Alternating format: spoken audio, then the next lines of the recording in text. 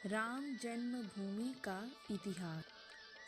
1528 अयोध्या में श्री राम जन्मभूमि पर मीर बाकी ने मस्जिद का निर्माण करवाया। तत्कालीन मुगल सम्राट के नाम पर इसका नाम बाबरी मस्जिद रखा गया।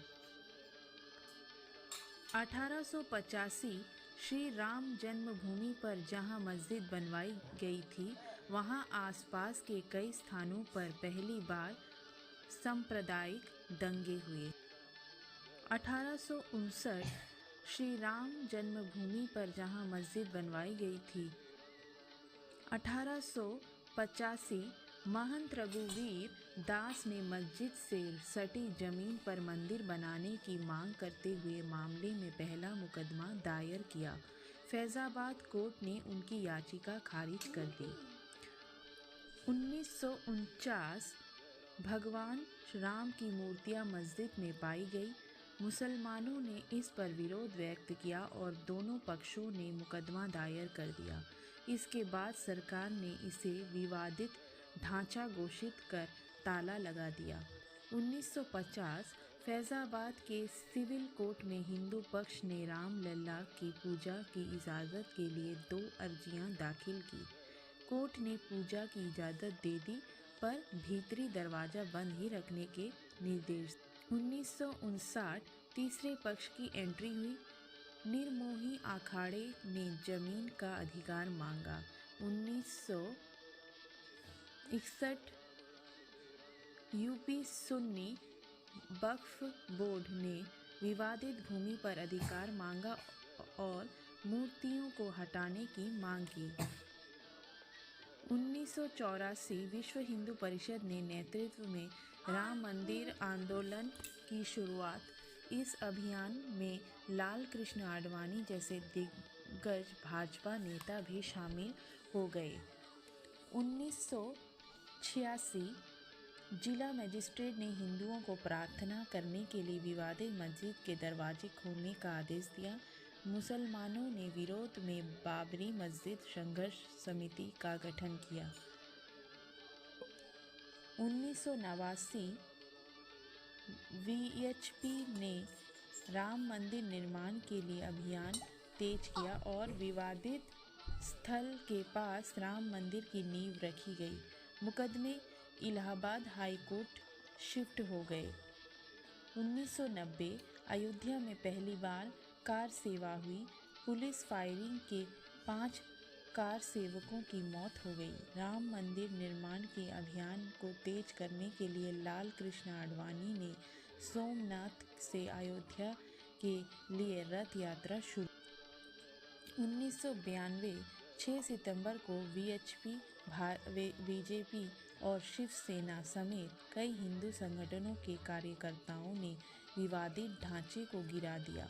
इसके बाद देश भर में हिंदू और मुसलमानों के बीच सांप्रदायिक दंगे भड़क उठे, जिसमें 2000 से ज़्यादा लोग मारे गए।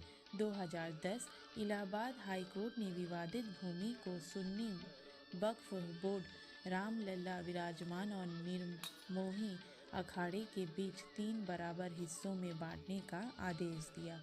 2011 इस फैसले के खिलाफ 14 अपील दाखिल हुई। इन याचिकाओं पर सुनवाई करते हुए सुप्रीम कोर्ट ने इलाहाबाद हाई कोर्ट के फैसले पर रोक लगा दी।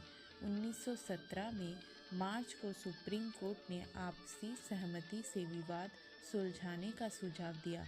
तत्कालीन चीफ जस्टिस JS खेहर ने कहा है कि अगर दोनों पक्ष राजी हो तो वह कोर्ट के बाहर मध्यस्थता करने को तैयार हैं। 2018 सुप्रीम कोर्ट ने अयोध्या विवाद पर होने वाली सुनवाई जनवरी 2019 तक टाल दी।